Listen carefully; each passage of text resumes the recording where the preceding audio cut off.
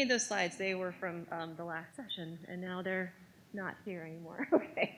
So, as Tracy said, I'm Krista Johnson-Perkins, and as we learned earlier, I've been with Elsevier for about 6 months on the Digital Commons IR team, and I'm joined by the wonderful Marlena Carrillo. I'm Marlena Carrillo. I am the Digital Initiatives Coordinator at the University of South Florida, where I've been in this position for about a year now, and in total about 3 years. Cool. So what we're going to talk about today is, again, we're going to go on a little bit of a journey about launching impactful digital exhibits and how they kind of come to life and how they're making a difference. So, again, we talked earlier about roadmap and some of the things we're doing to, of course, tell stories more intuitively, elevate different stories, that sort of thing. And so today, again, exhibits offer our customers exactly that, this idea of blending storytelling, scholarship, and design in a way that's truly engaging. And today, we've got a really fast 20 minutes to go through a snapshot from University of South Florida. And oh, by the way, that's who we are. And here's our journey again. We're going to go through a quick overview of what DCX or DC exhibits are, and then how they fit into your IR. And then Marlena, again, will share USF's experience building an exhibit that captures Tampa's local history. After that, we're going to go through a couple of creative ways that I've seen others from our ecosystem build their own storytelling abilities by showcasing scholarship, student work, and other faculty projects. And actually, I'd love to hear from you because we've got a lot of folks. I feel like I've heard some stories throughout the last couple of days. If there's others that people want to service in this room, I'm sure we can all learn from the experience and expertise of the folks here, especially for those non-DC folks. I see a couple of visitors from other products as well. So this is that moment for sharing and answering some of those burning questions that you have for Marlena about the journey, and it's, again, kind of open forum for this. So let's start with a foundational question of what are DCX? So it's again, a storytelling layer that's built into your repository. And so this offers you an intuitive no-code interface and museum-quality templates to then showcase your digital contents like student work we've heard about before, community history, and research. And with this is the only exhibit platform that's actually fully integrated into an institutional repository.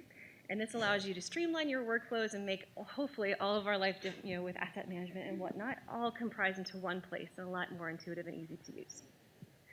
Fingers crossed. And then more than a feature, it's really a new way to engage your campus. We've talked a lot about how do we embed the IR and our efforts more into the campus culture. This is one brilliant way to do it, again, to engage your community in different ways and then tell these stories in visually and compelling ways. So let's take a little bit of a closer look at what you get. So this is a little bit more of like a salesy slide in all honesty, but the module is, again, designed to make building and managing these showcasing both easy and powerful. So you get access to layout options that were inspired by top museums and galleries. You can customize them despite what we heard from Alice, without needing to know HTML or CSS or anything. And then on the back end, you have this robust digital asset management set of tools. This is unlimited storage, the ability to show or hide metadata fields, and again, seamlessly integrate with your existing IR. And so then all of this sits on top of a stable platform that you've hopefully become very familiar with over the months and years. And then, as always, and we've heard so many great stories about our consulting services team, they are here to help you for as much as you need to make sure that you are able to reveal your institution's brand and personality in an intuitive and clear way. And so then, how have we seen people using this over the years? And again, these are just some that we've seen. I'm sure that you guys all have done a lot more work in the last couple of years yourselves. Would love to hear some of these stories. But the possibilities are broad, are growing. They're pretty much the limit of your own creativity, I'd say. So we've seen institutions use exhibits to create virtual archives, to celebrate research collections, highlight student capstones, present OER, and generally curate faculty portfolios. And so whether you're showcasing community resilience projects or giving new life to historical clothing collections, for example, exhibits can help you present content with purpose and visual appeal. So again, these are just some samples that I've seen out in the universe, but I'm sure there's plenty more that we could share additionally. So with that, I'll get it over to Marlena. Awesome. Thank you, Krista. That's the clicker. You should put the read button. Ooh, I didn't think this through. Are you not going to start? I can play. Oh, thank you so much. I'll be the Vanna to your cat. Oh, perfect. Awesome. Thank you. So as I introduced myself earlier, I am Marlena Carrillo. I am the Digital Initiatives Coordinator from the University of South Florida. I started this position about a year and a half ago. So I came in after our DCX journey had started. It started around 2022. You can go ahead. Thank you so much. So it started around 2022, and that was when my team was tasked with finding a digital exhibit platform that could meet the needs of both our institution and a specific community donor. You'll see up here this Gandy photography ad. Our proof of concept for DCX was the Gandy collection of commercial and aerial photography.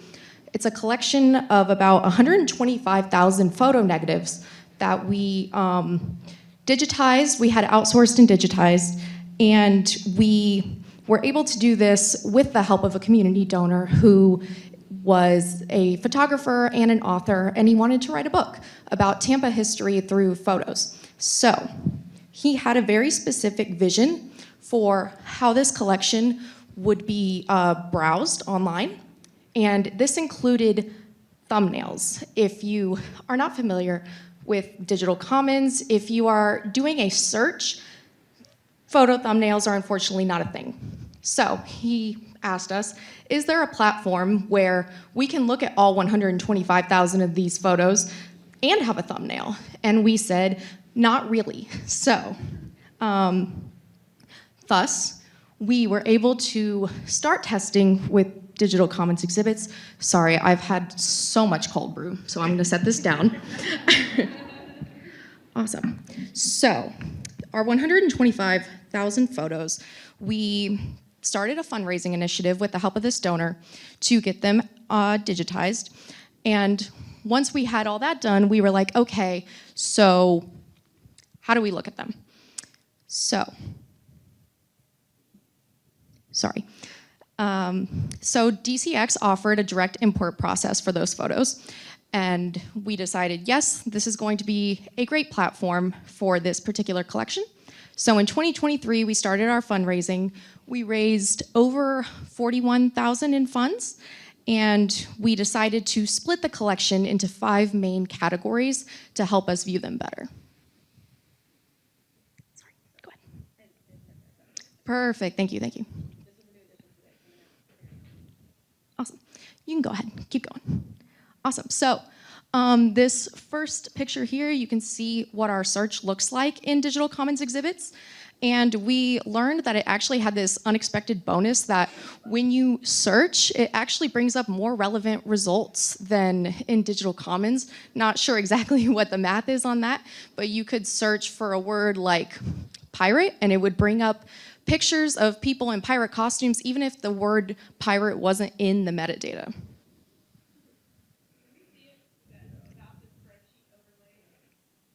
Can you go back one? Awesome, thank you. So yeah, this is what the search results look like in Digital Commons exhibits. Perfect. Thank you, thank you. Awesome, so that's what our search results look like. They were very accurate. They have those thumbnails that our donor was looking for. And yeah. So this is a look at a spreadsheet that includes our workflow. We have a lot of people working on this project, which ended up being both very helpful and very not, because there were a lot of fingers in the pie, so to speak. So, sorry, my notes are in my handwriting, which makes it much worse. So we learned very quickly that the thumbnails were very helpful, but we had a problem in that once a record is uploaded to Digital Commons exhibits, it cannot be edited. So since this was an ongoing project, and we also needed that community feedback to get a lot of these pictures to have accurate metadata, we needed someone who went to these restaurants 50 years ago to be able to say, yeah, that was on this street corner. And we didn't always have the specialists to work on the metadata and do that for us. So we brought in this feedback form, which lets the viewer put in the photo identifier and offer any feedback they have about the metadata. However, since we needed this feedback, it wasn't feasible to have everything uploaded Digital Commons exhibits before they were able to provide that feedback, because then we would have to delete it from exhibits and re-upload it once the metadata record has been edited. So, between that and having a lot of records, we quickly learned that we weren't going to be able to use all 125,000 pictures in Digital Commons exhibits, but that was okay because we pivoted and we decided that we could do selections of different categories and it would still be just as useful. It was just more selective. We also had that problem that direct import is not applicable for supplemental files, which once we started uploading other collections, we realized that we needed those supplemental files, especially if we were highlighting our oral history collections. So this was an upfront challenge that we had to decide what were we going to do about that. We also cannot, if there's a solution to this, please let me know. We cannot direct imports directly to the section exhibit pages, which was a problem because when you're importing so many pictures and then you're having to move them to different pages after they've been uploaded, it's time consuming. And even though we had a lot of people working on this project, we didn't have a lot of people on the back end of exhibits for obvious reasons. We also noticed that if we did regular exhibits versus scrolling exhibits, the scrolling exhibits would populate on that front page in a different place on a different line, but it wouldn't tell you why. So we would just have our scrolling exhibits kind of chilling down in a different place, which wasn't our favorite thing aesthetically. So we just added more scrolling exhibits until there wasn't an awkward space anymore. As far as coordinating the program, we had to justify a new platform to our admin, and we also had to justify the cost, which was helpful because our donor wanted to see this happen, so he helped us get that together, and we did our fundraising, and we were able to pull through, and then we were able to show that our exhibits were beautiful and they were also being used, and admin loves to hear that. We also had to meet donor-driven deadlines. If anyone's ever written a book, your editor kind of gets on you, and so then your donor gets on you and is like, hey, my editor is on me. So we had to upload our pictures in batches and then put them into our exhibit in batches, and we had to make sure that our metadata was perfect before we did that. So we had to change our workflow to accommodate these batches of picture uploads. It took a lot of time, but that was okay. We ended up changing our metadata workflow so that our metadata 4 could take place after this upload stage, and we were careful to upload our pictures to Digital Commons exhibits after we had had this specialist metadata 4 stage take place. We also managed our exhibit access to mitigate risk. So there are only about 3 IR managers who work on Digital Commons exhibits in the back end, but it's more than me, more than one person, so we're still able to get our projects done on time. So here's what worked for us in the end. First, we decided to start small, not only just in uploading in smaller batches, but we also found that our smaller collections could really shine on Digital Commons exhibits because you could showcase everything, every page had its time to shine, every item had its time to shine.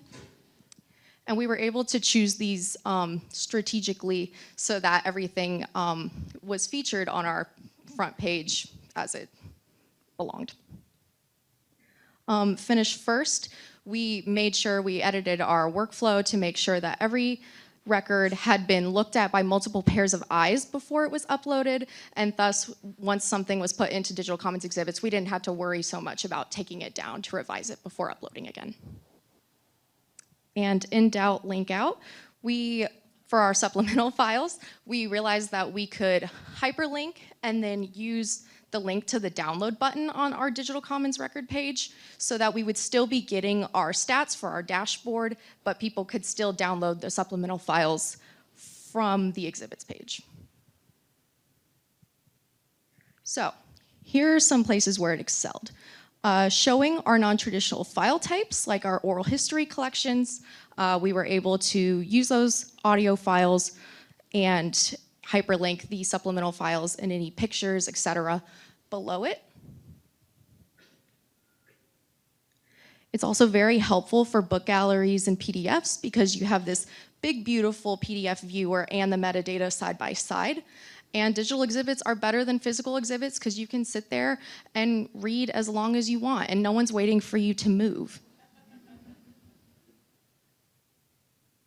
It was also helpful for visualizing research, especially with our scrolling exhibits, because it lends itself to a more narrative storytelling format. And the example we have up here, we are actually able to showcase a process where our GIS project manager, Ben, he geolocated this picture using just a Tampa Electric building and 2 boat houses. Still don't know how. That was magic. And it's also helpful in incorporating third-party content. Here we were able to showcase a letter collection while also including a former exhibit that was made in story maps, contested subject. But we were able to provide a link and an embed so that we could support our other digital initiatives while also using our Digital Commons exhibit platform. And that was all from me. Thank you.